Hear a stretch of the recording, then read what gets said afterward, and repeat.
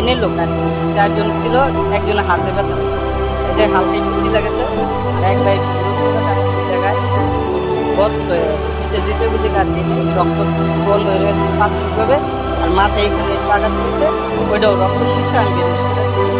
আমার এখানে একটু রেস্ট ছিল, পরে আইনি করতে আইনা এসে নিয়ে গেছে। আমার নাম মোহাম্মদ আলাউদ্দিন।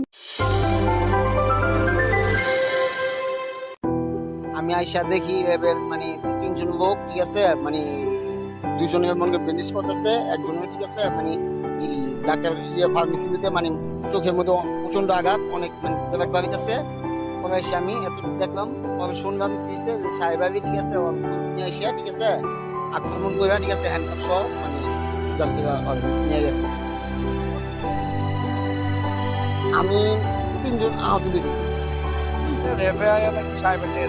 অ্যারেস্ট করার পরে সাহেবালির লোকেরা সাইরা আত্মা মাত্রা ইনফরমেট করে যে আসলো আয়া হামলা দিয়া ওরা নাকি ছুড়ে নিয়ে গেছে। জি জি জি, র্যাব সদস্যরা 3জন। আমি দূরের থেকে শুনছি আর কি, অনেক মানুষ ওরা নিয়ে গেছি। আর কেন করে আয়া ব্যাপার যে দোকানে ফার্মেসি দোকানে কেমন যে দূরত্ব আহত দিয়েছে, আর আমগো এলাকার একটু রান্না করিয়া ওইও আঘাত দিয়েছে। তারা আনুমানিক হয়তো 27 জন নাকি এরকমই ছিল মনে হয়। হামলাকারীর এই 27 জন সম্ভব। এরা ছিল, আমি তো পাইছি 4 জন ছিল এরা।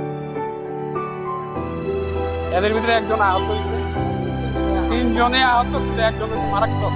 এরা ধরে নিয়ে আমরা তাড়াতাড়ি হাসপাতাল ডাক্তার ফার্মেসিতে আইনা তাড়াতাড়ি